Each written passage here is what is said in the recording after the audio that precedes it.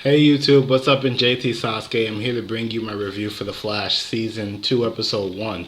So let's jump right into this one. This was a pretty good episode. Comparing it to the opening for last season, I would say it was a little bit weaker in the villain department.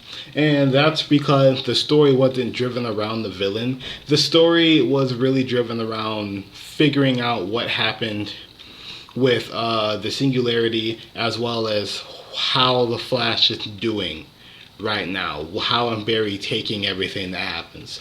So basically throughout the episode, this episode, like I said, was really just about Barry being upset. There was a lot of praise for the Flash, who said people think that he saved Central City, which he did, with the help of Firestorm. And he says he's not the true hero because Firestorm is the one, or Ronnie, which is still Firestorm, and which is Firestorm and Ronnie and Martin Stein. So Firestorm helped him out. My thing is this: Ronnie wouldn't have been able to stop the singularity point blank period if Barry wasn't able to contain it. But one couldn't do it without the other. So they both had equal parts in saving Central City. So he should still consider himself the hero, because if it wasn't for him, Ronnie wouldn't have been able to disperse the energy. You know what I'm saying? Obviously, the Flash had to contain it and couldn't stop it himself, so someone had to jump in to help him.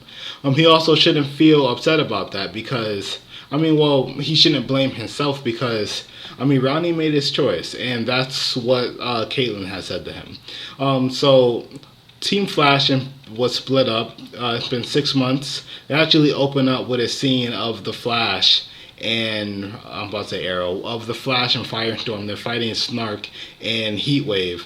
They beat them. They go back to Star Labs, and everything is cool. Comes out as some type of like fantasy dream sequence, because we see Eddie, who's supposed to be dead, and then we see Professor Wells, or Dr. Wells, I should say, and then he gets out of his chair and tells Barry he's done well. There's not much else he can teach him, and then we kind of fade into Barry standing there by himself in present day, which was really interesting. Shout out to The Flash, the creators of The Flash, for casting Edge from WWE in this episode. That was really cool. I noticed him immediately. Edge, really big Edge fan. Loved to hate him, hated to love him. Moving forward. So, I feel like I'm repeating myself. But yeah, this episode, it was really about Team Flash and how they are dealing with the after effects of the singularity. So apparently for now, Ronnie is dead. Caitlin actually went from Star Labs to Mercury Labs. Cisco working with Joe to assemble gear for his anti-metahuman task force. So the police force as well as the city has recognized that there are metahumans and there are people that they need to be handled in a certain way, which is why the anti-metahuman task force is being created. Unlike Arrow, the Flash is actually being celebrated for how he saved the city, which obviously they were definitely going to do. I like how Barry was contemplating not going to the Flash parade, and he decided, you know what, I'm gonna go. And he went. And that's when we got introduced to his villain, Atom Smasher. Martin Stein's named Atom Smasher, which I thought was a really cool way to just show he was definitely part of Team Flash.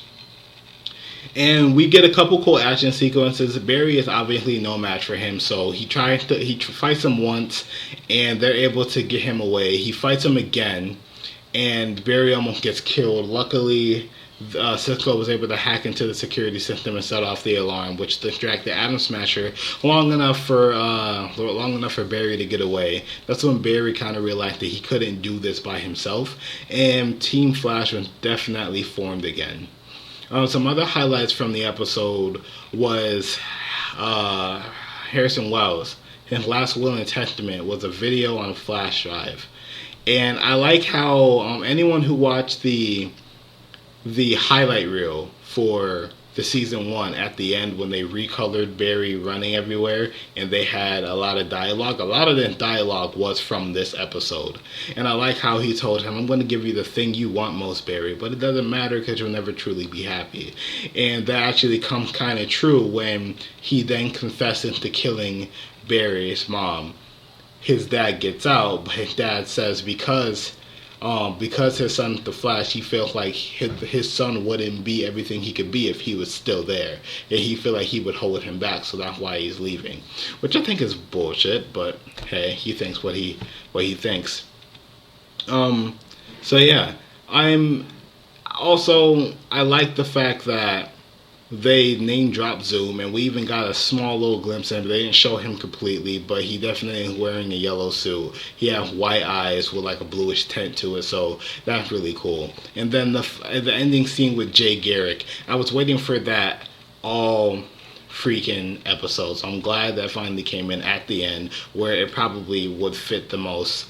So yeah, this is a really good episode, very strong opener, weak in the villain department, but the story wasn't driven around the villain like the last episode, like the first episode of last season was, with more villain driven.